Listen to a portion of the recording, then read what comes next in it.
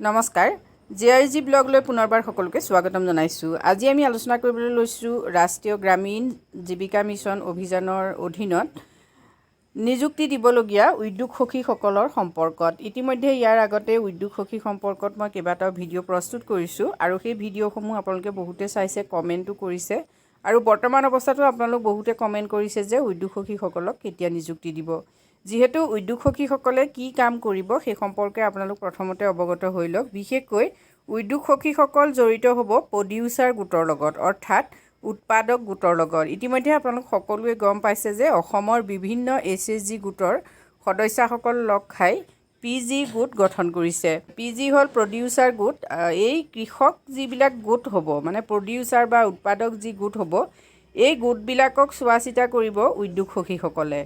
গতিকে উদ্যোগ সখীসকলক তেতিয়াহে সম্পূৰ্ণকৈ নিযুক্তি দিব যেতিয়া প্ৰডিউচাৰ গোটৰ গঠন সম্পূৰ্ণ হ'ব। এতিয়া আপোনালোকে আপোনালোকৰ SHGত প্ৰডিউচাৰ গোট গঠন কৰিছে নে নাই সেই সম্পৰ্কে কমেণ্ট কৰি জনাবচোন। প্ৰডিউচাৰ গোট হ'ল এনে এটা গোট যিবিলাক গোট বিশেষকৈ কৃষি, পশুপালন, উৎপাদন ইত্যাদি বিভিন্ন বিষয়ৰ লগত জড়িত। অৰ্থাৎ SHGৰ যিসকল মহিলা আছে সেই মহিলাসকলে একে কাম যিসকলে কৰে, আমি ধৰি ল'লোঁ 10টা SHGত 10গৰাকী মহিলা সদস্যাই পশুপালন কৰে। গতিকে সেই পশুপালন কৰা সদস্যসকলে একেলগে যিটো গোট গঠন কৰিব সেই গোটটোকে প্ৰডিউচাৰ গোট বুলি কোৱা হয়। সেই প্ৰডিউচাৰ গোটটোৰ উদ্দেশ্য হ'ল তেওঁলোকে পশুপালন কৰি জীৱিকা নিৰ্বাহ কৰাৰ লগতে সেই পশুপালনৰ জৰিয়তে তেওঁলোকে তেওঁলোকৰ জীৱিকা বৃদ্ধি কৰিব আৰু তেওঁলোকক পশুপালনৰ ক্ষেত্ৰত কেনেকৈ আগবঢ়াই নিব, তেওঁলোকে পশুপালনৰ জৰিয়তে কেনেকৈ লাভৱান্বিত হ'ব, সেই ক্ষেত্ৰত উদ্যোগ সখীগৰাকীয়ে তেওঁলোকক সহায় কৰিব। ঠিক একেদৰে যদি কোনোবা এটা অঞ্চলত এনেকুৱা বহুতো মহিলা আছে যিসকলে আমি ধৰি ল'লোঁ তাঁত বয়। এতিয়া সেই তাঁত বোৱা মহিলাসকলক একত্ৰিত কৰি এটা প্ৰডিউচাৰ গোট গঠন কৰিব পৰা যাব। অৰ্থাৎ যিসকলে তাঁত বয় তেওঁলোকৰ জৰিয়তে বিভিন্ন ধৰণৰ কাপোৰ উৎপাদন কৰি সেই কাপোৰ বজাৰত কেনেকৈ বিক্ৰী কৰিব সেই ক্ষেত্ৰত উদ্যোগ সখীগৰাকীয়ে তেওঁলোকক সহায় কৰিব। SHG আৰু PG দুয়োটাই বেলেগ বেলেগ হয়, কিন্তু SHG সদস্যসকলক লৈয়ে কি হয় PG গোটটো খোলা হয়। PG গোটৰ মূল কথাটো হ'ল যে সমজাতীয় দ্ৰব্য যিবিলাকে উৎপাদন কৰিব তেওঁলোকক লৈ কি কৰা হ'ব, এটা গোট খোলা হ'ব।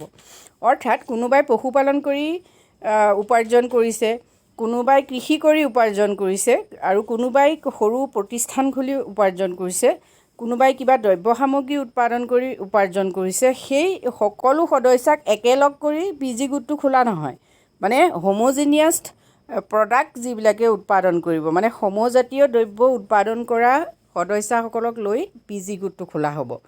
এই PG গোটটোৰ পৰা যিখিনি দ্ৰব্য সামগ্ৰী উৎপাদন হ'ব সেই দ্ৰব্য সামগ্ৰী কৃষি ক্ষেত্ৰত ব্যৱহাৰ কৰা দ্ৰব্য সামগ্ৰীয়ে হওক, পশুপালনৰ জৰিয়তে পোৱা দ্ৰব্য সামগ্ৰীয়ে হওক, ঠিক একেদৰে গাখীৰ উৎপাদন কৰিছে কোনোবাই, সেই ক্ষেত্ৰত গাখীৰ উৎপাদন কৰা সেইটো গোট হ'ব, কণী উৎপাদন কৰা গোট হ'ব, সকলো বেলেগ বেলেগ হ'ব। আৰু সেই উৎপাদিত যিখিনি দ্ৰব্য সামগ্ৰী সেই দ্ৰব্য সামগ্ৰীখিনি বজাৰত কেনেকৈ বিক্ৰী কৰিব, বজাৰখন কেনেকৈ পাব, সেই বজাৰত কেনেকৈ উৎপাদিত দ্ৰব্য সামগ্ৰীৰ উচিত মূল্য পাব, সেই ক্ষেত্ৰতো কি কৰিব উদ্যোগ সখীগৰাকীয়ে সহায় কৰিব। উদ্যোগ সখীগৰাকীয়ে বিশেষকৈ মাৰ্কেটিঙৰ ক্ষেত্ৰত কাম কৰিব। আমি সকলোৱে জানো যে অসমত বিশেষকৈ মাৰ্কেটিং যিটো ষ্ট্ৰেটেজি, সেই ষ্ট্ৰেটেজি মানে বজাৰ কৌশল প্ৰস্তুত কৰাটোৱে সকলোতকৈ এটা কঠিন কাম হয়। যিহেতু আমাৰ অসমত বহুতো দ্ৰব্য সামগ্ৰী উৎপাদন হয়, কিন্তু কৃষকসকলে সময়ত দ্ৰব্য সামগ্ৰী উলিয়াই দিব নোৱাৰে বা উপযুক্ত মূল্য নাপায়। সেই যিটো মানে মাৰ্কেট ষ্ট্ৰেটেজি, সেই মাৰ্কেট ষ্ট্ৰেটেজি কোনে তৈয়াৰ কৰিব, উদ্যোগ সখীগৰাকীয়ে তৈয়াৰ কৰিব। আৰু তেওঁ কোনটো দ্ৰব্য কেতিয়া উৎপাদন কৰিব লাগিব বা কেনেকৈ বিক্ৰী কৰিব লাগিব, কিমান দৰত বিক্ৰী কৰিব লাগিব, এই সকলো কথা কি কৰিব উদ্যোগ সখীগৰাকীয়ে নিশ্চিত কৰি দিব সেই প্ৰডিউচাৰ গোটবিলাকক।